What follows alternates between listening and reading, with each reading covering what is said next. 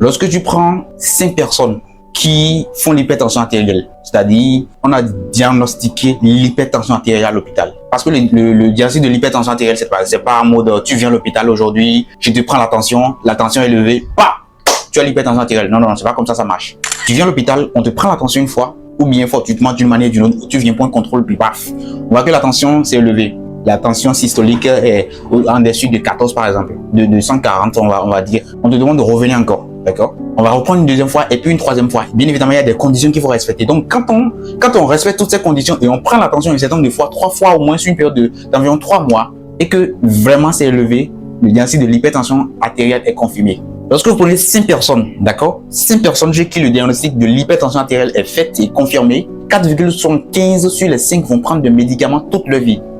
Et gare à eux s'ils ne respectent pas correctement le traitement. L'hypertension artérielle va se déséquilibrer. D'ailleurs, je vais vous expliquer un peu ce qu'on appelle l'hypertension artérielle. Lorsque vous ouvrez vos robinets, qu'est-ce qui se passe souvent? Vous allez voir que l'eau sort un jour en mode. Il y a un jour, lorsque vous l'ouvrez, ça sort. C'est-à-dire avec une vitesse un peu plus avancée. Parfois, vous l'ouvrez, ça sort difficilement. Voilà. L'hypertension artérielle, c'est quelque chose de genre. C'est-à-dire la vitesse à laquelle l'eau circule est élevée. C'est ce que ça veut dire simplement en français terre à terre. Donc, la vitesse à laquelle le sang circule dans notre organisme devient élevée. C'est ça qu'on appelle l'hypertension artérielle.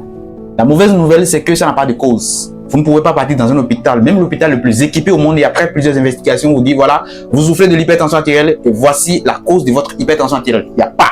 Cependant, dans quelques 10% des cas, parce que déjà l'hypertension, il y a 2 types. Je ne veux pas vous embrouiller avec les détails. Il y a des hypertensions qu'on appelle les primaires et celles secondaires. Mais sachez que dans la grande majorité des cas, il n'y a pas de cause. On ne trouve pas de cause pour ça.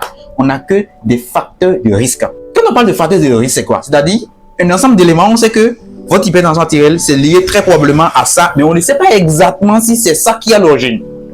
Vous ne voyez pas qu'il y a un problème là? À savoir ne pas être physiquement actif, mal manger, c'est-à-dire manger tardivement, manger des aliments transformés, peut-être ultra transformés, je l'ai toujours dit, ou bien vous ne dormez pas suffisamment bien, etc. On n'a que des facteurs de risque.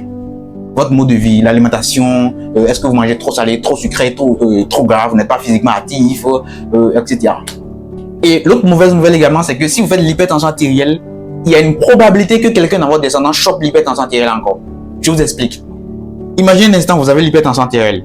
Vous êtes allé dans l'hôpital le plus équipé au monde. On n'a pas pu trouver le diagnostic. C'est bizarre, non? Vous êtes obligé de prendre des médicaments toute votre vie. On est d'accord? Et secondement, on vous dit que du moment où vous avez fait l'hypertension artérielle, il y a une probabilité que quelqu'un dans votre descendance chope également cette même maladie. Il y a également une probabilité que quelqu'un dans votre descendance, que ce soit votre enfant ou vos petits-enfants, quelqu'un chope également. Il y a une probabilité que quelqu'un chope également cette maladie. C'est un fait.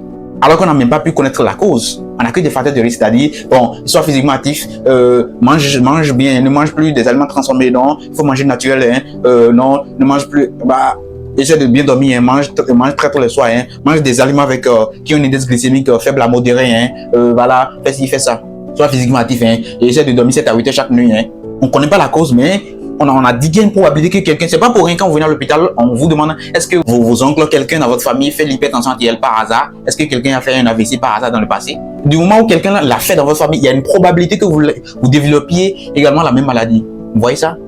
C'est pour ça que j'ai toujours misé sur la prévention. Je ferai une autre vidéo plus tard, dites-moi en commentaire si vous voulez une vidéo qui va parler de la prévention de l'hypertension artérielle, parce que sur l'internet, on a tout et n'importe quoi aujourd'hui, Je vous fais un résumé après si vous êtes intéressé. Prenez soin de vous. Et si vous avez des parents surtout qui ont cette maladie, dites-leur, les médicaments, on ne le prend pas à volonté. Moi, si je fais un pédipaludisme là maintenant et que je dois prendre mes médicaments pendant 3 jours, je sais ce que ça fait. Je me motive tous les jours pour pouvoir respecter. Mais imaginez des semaines, des mois, durant toutes les années pendant lesquelles vous allez revivre encore. C'est de la merde. Vous avez des parents qui en souffrent, encouragez-les. C'est pas facile. C'est vraiment pas facile. On est de cœur avec vous. Faites en sorte que les médicaments soient bien pris et vous irez bien. Contrôlez régulièrement votre tension. Prenez soin de vous. On est de cœur avec vous.